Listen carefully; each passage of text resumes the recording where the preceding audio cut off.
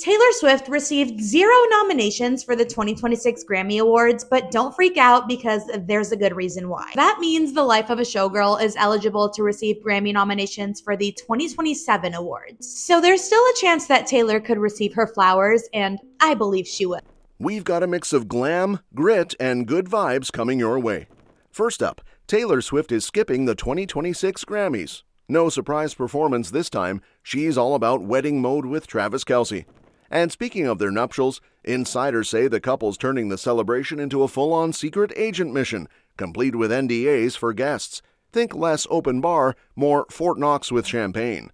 Who invited you to her wedding? I can say nothing. That means it's happening. I've signed so many NDAs. Then we dive deep with Fabien Cousteau, whose Mission 31 underwater adventure is inspiring PROTEUS, the ISS of the ocean, a high-tech lab meets classroom beneath the waves. There it is. Inside, I'm going to meet marine scientist Mark Patterson, who's been working out of Aquarius for years, and ocean advocate Sylvia Earle. Next, Laila Edwards gushes over the Kelce brothers' generosity. Yes, that was so cool. They didn't have to do that, and Travis did a kind donation that's going to help my family get over there. And finally, Jason Kelce is embracing his Silver Fox vibes after a hilarious beard-teasing moment with his daughter. Ellie, last night, we were playing I Spy. I'm like, oh, I spy something green. And Ellie says, I spy something white. And I'm like, what? Where are you? And she was like... While the internet was busy manifesting a surprise performance, Taylor is currently in a very different era, wedding prep mode with fiancé Travis Kelce. Sequins and stage lights have temporarily made way for seating charts, timelines, and probably some very intense Pinterest boards. Sources say the Life of a Showgirl won't be making an appearance at the Grammy Awards on February 1st, and Taylor's attendance itself is still very much a question mark. Despite rumors flying around like confetti cannons, insiders close to the show made it clear that the chatter about a Taylor performance came out of thin air. The Grammy executive producer reportedly shut it down fast, explaining that the whole thing snowballed after an industry list casually dropped her name and the internet did what it does best, ran absolutely wild with it. One made-up whisper later, and suddenly everyone was acting like a full-blown rehearsal was happening backstage. Adding fuel to the calm, not chaos situation, Taylor's latest album, The Life of a Showgirl, didn't land any nominations this year. Not because it flopped, but because timing is a cruel, unbothered beast. The album arrived just over a month after the August 2025 eligibility cutoff, which is basically the Grammy saying, love you, mean it, but come back later. So with no nominations on the line and a wedding reportedly in the works, skipping a performance makes total sense. And speaking of wedding mode, Taylor and Travis aren't just rearranging flowers and playlists, they're basically turning their nuptials into a secret agent level operation. Anyone lucky enough to snag an invite is basically entering a legal labyrinth before they even set foot in the venue. Multiple NDAs are reportedly part of the deal, which is fancy talk for sign this or don't bother coming. Sources hint the couple is dead serious about privacy, treating their wedding like Fort Knox with champagne. It's less open bar vibes and more you will not leak a single detail or photo energy. Rumors about the big day aren't swirling around dates or locations, those are still tightly under wraps, but the chatter about the strict guest rules has exploded. Taylor's massive cultural pull and Travis's NFL fame make even casual snaps a headline waiting to happen, so NDAs are basically a preemptive strike against paparazzi-level chaos. Apparently even veterans in showbiz aren't immune.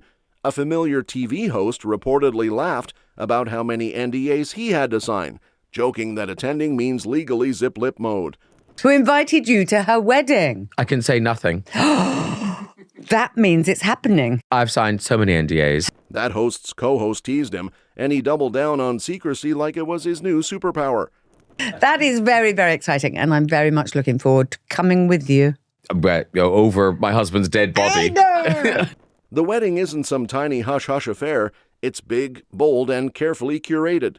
Taylor apparently likes a guest list that's big enough to avoid putting anyone on the bubble, which is code for wanting everyone to feel included but also controlled. It's going to be fun to plan because I think the only stressful weddings are the ones where you have a small amount and people are on the bubble.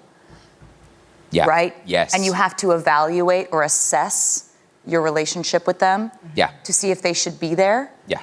I'm not going to do that. And with Travis still juggling NFL commitments, plans may be moving at a pace somewhere between game day and take a nap on a couch. And while Taylor and Travis are busy turning their wedding into a legal fortress, somewhere far away, Fabien Cousteau is turning the ocean into his own high-tech playground, proving that humans really can live underwater, without turning into mermaids, obviously. Cousteau's vision for PROTEUS, which they're already calling the ISS of the ocean, is basically a sci-fi dream come true for anyone who's ever thought, I wish I could just hang out on the seafloor with Wi-Fi and labs. Back in June of Mission 31, Fabien and his team of aquanauts spent a full month living in Aquarius Reef Base off the Florida Keys, cramming 3 years' worth of research into 31 days. Yeah, they basically invented extreme science camping with less s'mores and more microscopes. There it is. Inside, I'm going to meet marine scientist Mark Patterson, who's been working out of Aquarius for years, and ocean advocate Sylvia Earle. Sources say the mission wasn't just about nerdy experiments, it was a full-on media spectacle. The team streamed everything live, letting curious kids around the world watch people breathe through regulators while swimming next to barrel sponges and reef sharks. It was like Shark Tank, but with actual sharks, and the prize was ocean knowledge, not venture capital. Cousteau apparently wanted to see if the public still cared about ocean mysteries the way people used to in the golden age of underwater exploration, and spoilers, they totally did. Now insiders hint PROTEUS is taking that experiment to the next level. The plan is to build a full-scale undersea research hub at a marine park off Curacao, complete with labs, observation decks, and all the gadgets you could want if your idea of a dream weekend involves coral reefs and submersibles. Fabien's co-pilot, Brian Helmuth, is bringing decades of marine science cred to the table, making sure the project is more than just a watery playground for adults who like scuba gear. Sources also point out that Cousteau's approach is part high-tech lab, part educational playground. They've already mapped the proposed site and are planning panels, discussions, and outreach to keep students hooked. The goal? Not just discovering new ocean stuff, but actually turning the ocean into a hub for problem-solving on climate, food, and medical breakthroughs. Basically, if the ocean had a LinkedIn, PROTEUS would be its headquarters. And while Cousteau is busy building a full-blown underwater HQ that's basically a sci-fi lab meets ocean theme park, back on dry land, the Kelce brothers are quietly making real-life magic happen for another kind of superstar, Laila Edwards, the hockey phenom who just punched history as the first black woman on Team USA's senior national squad. The Wisconsin standout has been hustling hard, not just on the ice but off it, launching a GoFundMe to get her family to the 2026 Winter Olympics in Italy. And just when it looked like the logistics nightmare might drown her spirits, Travis and Jason Kelce swooped in like charitable superheroes, dropping $10,000 to push the fundraiser way past its goal. Very overwhelmed at the outpouring support.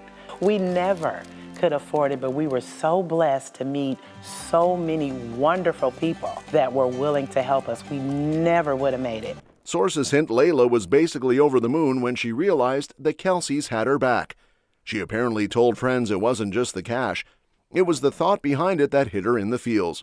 Yes, that was so cool. They didn't have to do that, and Travis did a kind donation that's going to help my family get over there. I stayed with Travis a little bit. It was really cool. I was just thanking him, and he was super nice. With that donation, her extended family can now swarm the Italian stands like a traveling cheer squad on steroids, bringing all the emotional backup a high-stakes Olympic hockey game could demand. We had no idea it was going to take us around the world, across the country, even scholarships for college. No idea. The move wasn't obligatory or anything. The Kelces simply wanted to lift someone else's dream, which honestly feels like a plot twist in a feel-good sports movie. The timing couldn't be more perfect. Laila is gearing up for the biggest competition of her life, and having a solid support system cheering from the bleachers removes a massive layer of stress. So you have the 4 siblings, me and Mr. Edwards. I have a 91-year-old mom that is super excited. She got her passport. She's never been anywhere other than Canada, outside of the U.S. She even reached out to Travis personally to thank him, and insiders hint the tight end left a lasting impression with his down-to-earth, genuinely thoughtful vibe. Meanwhile, Jason and his wife Kylie are locked in to attend, and Travis is juggling NFL schedules like a pro, possibly plotting to make the trip himself. Basically, if the Kelce fam were a sports brand, they'd be cheerleaders of dreams with zero cap on goodwill. This isn't just a one-off feel-good story, it's a window into how top athletes support each other across sports.